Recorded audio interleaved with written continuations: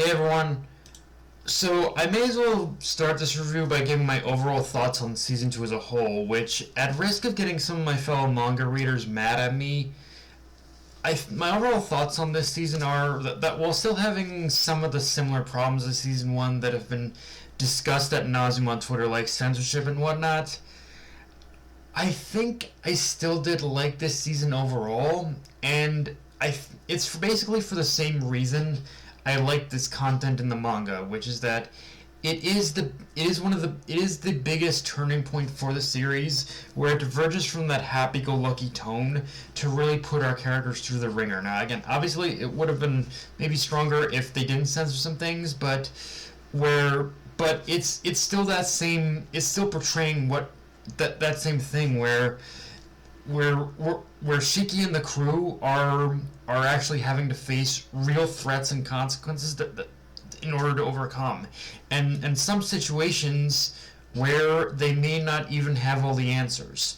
Now, if I were to inject some problems I do have with this season, it probably would have to be the pacing, because in my mind the series' pacing started out strong with Belial Gore, but after that point is where you can tell they were kind of struggling a bit in the middle section of the season, because they needed to end it at this very specific point, which, yeah, let's talk about that ending, because they picked one hell of a way to end this season, and it is interesting because, honestly, I felt they could have cut the episode off a little sooner than where they ultimately did end it, but I suppose if you do want to keep newcomers intrigued and coming back for more, ending it like the way they did is probably the best way to do it, as beyond this point, there really is no best way to end any season of this series. Like, shit is just gonna keep hitting the fan from arc to arc to arc after this point, which I do admit, for as much as I have enjoyed seasons 1 to 2, in spite of the censorship, Season 3 is the one I do worry about the most, because, believe it or not, the next season does dive into even heavier subject matter, to the point that even the most basic censorship could kind of screw up the impact of a scene or moment. I'm not saying it still won't work, but they have to be, if they're still, it's one of those things where Season 3 is, I might not agree with a lot of my peers on Twitter about this seasons 1 to 2. Season 3 is where I might start agreeing with them, though. But with all that said, let's talk about the episode itself. And honestly, just like the title of the episode, it is kind of one of those what you see is what you get. It very much is a prelude of what is to come next season, and setting the stage for all the players that are going to take place in what is to be the coming war. And with that said, the anime actually extends the whole fight against the Aoi forces by a significant margin in this episode. In the manga, what happens is that after Goodwin chucks the plane, it pretty much just cuts to the aftermath of the battle. But the anime does offer a lot more to the battle itself, which I appreciate. We even get a rematch between Shiki and Orc, although I'll be honest, I'm kind of on the fence about that one, because while having all this extended material does feel like it adds a lot more weight and urgency to the situation than what we got in the manga, where they just dust everyone off. The rematch between Shiki and Orc, while brief, also just kind of felt unnecessary and didn't really add all that much. Like, you could have cut it out and you wouldn't have lost or missed anything. Although, I guess the purpose of the moment is to give a much earlier glimpse into just how much Shiki has improved from his training with Zenith. But again, him just lifting up the bomb and taking it to the atmosphere, that in itself just kind of gave us a much better glimpse of that than the fight with Orc. And I think, but overall, I think the additions made to the episode did it a lot more.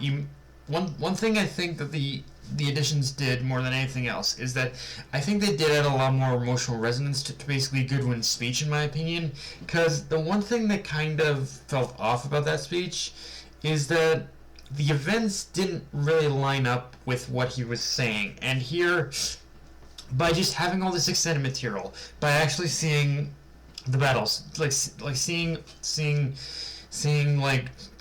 just the war, seeing just the start of the war itself, I think that does kind of add something more to this. I think, and to this, in my opinion. Um, of course, after all that is said and done, we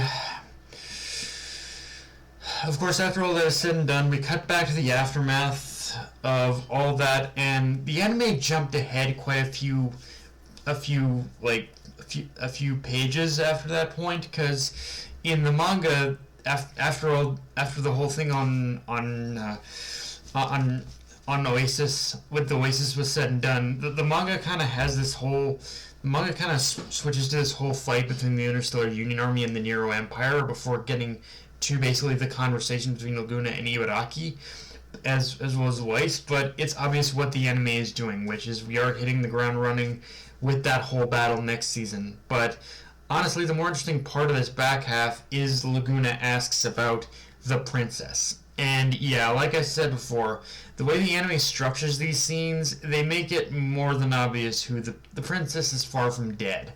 Although, I'm not gonna lie, it still is interesting looking back, even on a small scene like this, and how it does set Laguna on the path he would be forced to walk in Season 3.